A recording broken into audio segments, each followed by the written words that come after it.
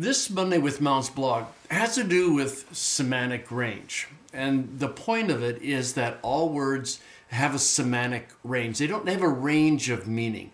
No word has just one meaning.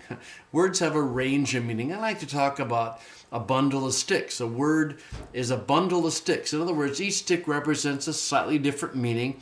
Perhaps one of the stick is larger than the other sticks because it's a more dominant use of the word, but a word has a range of meaning. And one of the problems we have in first year Greek is we have to simplify. And so I'll give you karpos, for example, and I'll say, well, this word means fruit, crop, or result. And you can kind of see the combination, the connection of the ideas, can't you? The first couple are agrarian.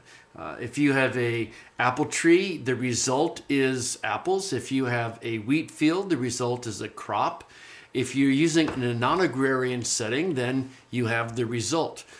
But what we need to get away from is this idea that there's a literal meaning to a word, that karpos has a literal specific one meaning, because it simply doesn't. In fact, there's no word that has just one meaning. Maybe a larger stick in the bundle of sticks, but not just a dominant one. I came across a good example of this in Philippians 4, and verse 17. It says, Paul says, I'm not desirous of the gift. In that culture, if you gave a gift, you gave it with the expectation of getting something back. It was a quid pro quo kind of culture. And Paul is thanking the Philippians for their gift, but he's making it very clear they're not getting anything back from him in terms of another gift or something like that. That's the background.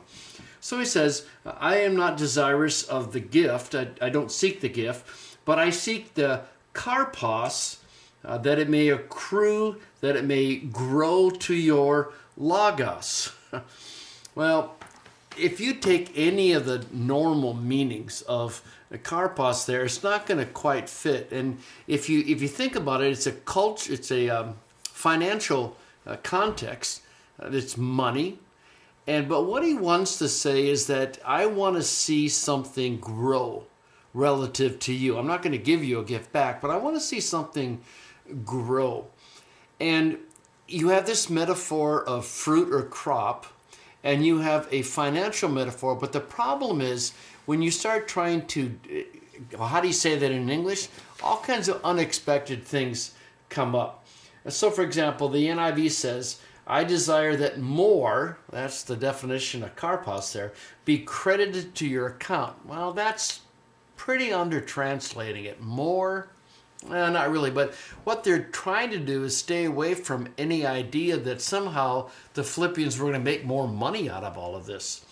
If you go down and look at the CSB and a few others, they say a profit that is increasing to your account. A profit that is increasing to your account. So is there a financial gain? Is there a financial profit in the Christian life? I would say no. I mean, sometimes God blesses with money. Sometimes he blesses with pain and suffering, so we'll grow up to be like his son. But when you start saying a profit to your account, that's a little dangerous. The ESV says a fruit that increases to your credit.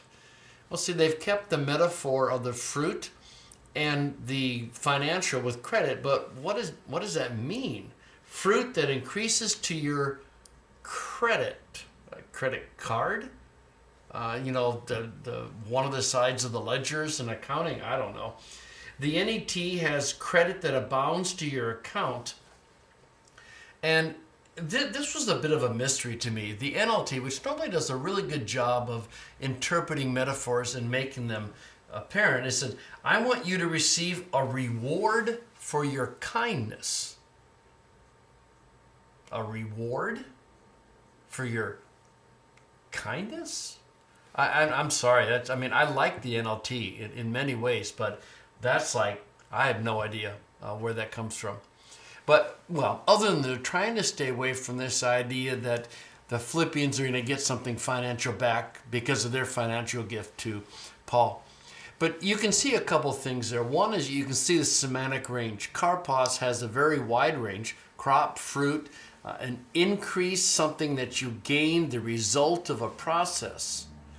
But then when you start trying to interpret that, especially within a financial metaphor, you can really miscommunicate. So it's a really hard passage to translate, but it does beautifully illustrate this whole issue of semantic range and